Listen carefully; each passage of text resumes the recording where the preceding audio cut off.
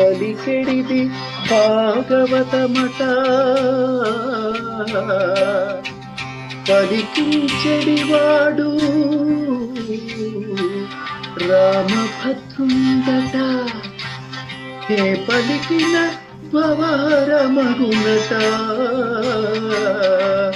పలికెద వేరుండుగాద పలుకగనేలా రామా.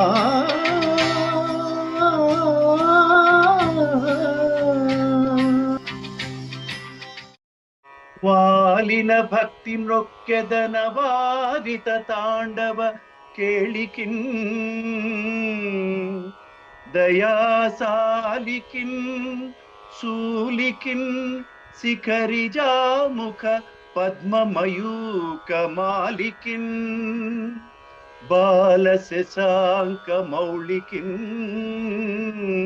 గపాలి మన్మద గర్వ పర్వతోన్మూలికి, నారదాది ముని ముఖ్య మనస్సరసీరుహాలికిన్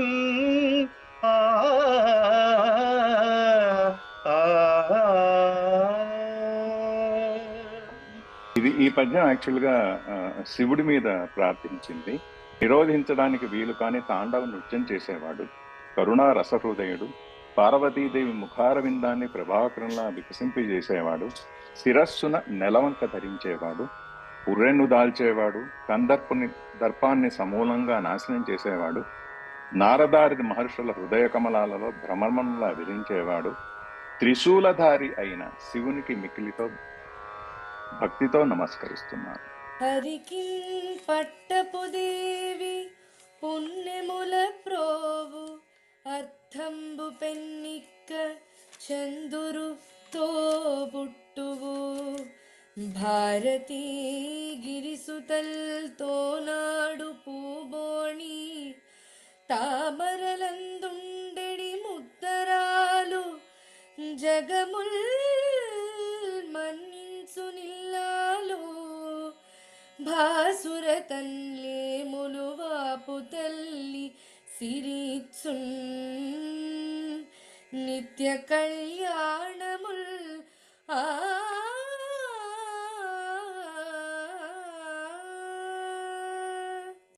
శ్రీదేవి ఆదిదేవుడైన శ్రీ మహావిష్ణువుకు పట్టప్రాణి, ఆమె పుణ్యాల రాశి, సిరి సంపదలకు కాణాచి, క్షీరసాద మథన సమయంలో చంద్రుడితో కలిసి పుట్టింది, సరస్వతి పార్వతులతో కలిసి క్రీడించు అలరుబోడి, పద్మాల్లో నివసించే యవ్వనవతి, సమస్త లోకాల వారు ఆమెనే పూజిస్తారు, ఒక చూపుతోనే దారిద్ర్యాన్ని పటాపంచలు చేసే తల్లి, ఆ ఆదిలక్ష్మి తనకు నిరంతరం సౌభాగ్యం అందజేయాలని స్పోతన కోరుతున్నారు.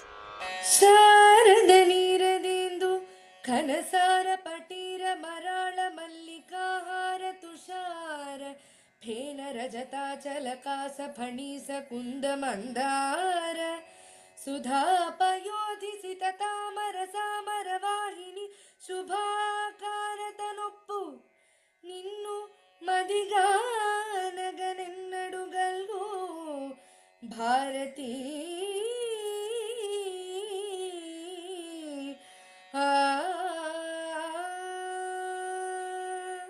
సరస్వతీదేవి ఎలాగైతే ఎప్పుడు తెల్లని చీరలో ఒక వీణ పట్టుకొని ఉంటుందో, ఆవిడ్ని 17 తెల్లని వస్తువులతో పోల్చారనమాట.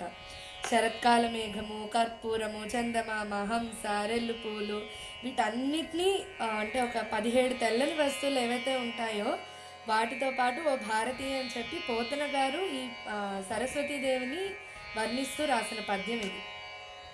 అంటే తెలుపు అంటే ప్రశాంతత కూడా వస్తుంది, అండ్ సరస్వతీదేవి కూడా వస్తుంది, కాబట్టి అన్నీ కలిసి వచ్చేటట్టు 17 వస్తువులతో పోల్చారు. సరస్వతి తెల్లదనానికి ప్రతీక. ఎందుకంటే మనం సరస్వతి బొమ్మ చూసినా కూడా తెల్లని చీర కట్టుకొని వీణ వాయిస్తూ, హంసవాహనం మీద తెల్లగా ఉంటుంది, హంసవాహనం మీద ఉండి సరస్వతి అందరినీ కటాక్షిస్తుంది, ప్రశాంతురాలు. కాబట్టి ఈ 17 వస్తువులు, తెల్లగా ఉన్న వస్తువులు పోతను ఉదహరించి ఈ పద్యంలో సరస్వతీదేవిని ప్రార్థించాడు. ఎందుకంటే సరస్వతి కటాక్షం ఉంటేనే ఈ కవిత్వ రచనలు కానీ, చదువులు కానీ వస్తాయని చెప్పి మనం నానుడిలో ఉంది.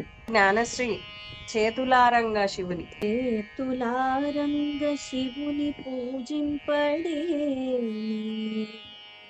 నోరు నొవ్వంగ హరికీర్తి ముడువడేని దయయు సత్యంబు లోనుగా తలపడేని కలుగనేటికి తల్లుల కడుపు చేటో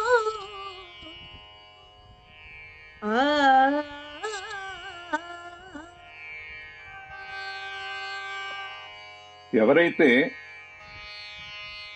ఈ లోకంలో పుట్టిన ప్రతి వ్యక్తి చేతులారా శివుని పూజించాలి, నోరారా విష్ణువుని కీర్తించాలి, దయను సత్యాన్ని అంతరంగంలో నిలుపుకోవాలి. అలా చేయని వారు పుట్టడం దేనికి? వాళ్ళ తల్లులకి చేటు కాబట్టి అని పోతన దీనికి అర్థం. అంటే ఆయన శైవమతస్థుడు, విష్ణువుని కూడా ప్రార్థించాడు కాబట్టి శివుడిని విష్ణువుని పూజించాలి రోజు మనం అని క్లుప్తంగా వివరిస్తున్నారు.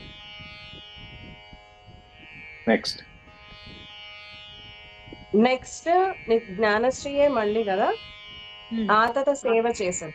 ఆతత సేవ చేసెద సమస్త చరాచర భూత సృష్టి విజ్ఞాతకు భారతీ సౌఖ్య విధాతకు వేదరాశి నిర్ణేతకు దేవతాని కరణేతకు కల్మషజేతకు నతత్రాతకు ధాతకు నిఖిల తాపసలోక శుభప్రదాతకు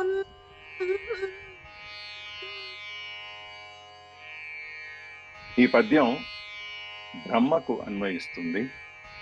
సమస్త స్థావరం జంగమాత్మక ప్రపంచాన్ని సృజించేవాడు, సరస్వతీదేవి హృదయానికి విశేష సంతోషం చేకూర్చేవాడు, వేద సమూహాలను నిర్ణయించేవాడు, సురగణాలకు నాయకుడై నడిపించేవాడు, సస్వభావం చేతనే సమస్త పాపాలను జయించేవాడు, మొక్కిన వారిని రక్షించేవాడు, తపోధనులకు శుభాలు ఎక్కువగా చేకూర్చేవాడు అయిన బ్రహ్మదేవుని భక్తితో సేవిస్తానని పోతన గారు చెప్తున్నారు.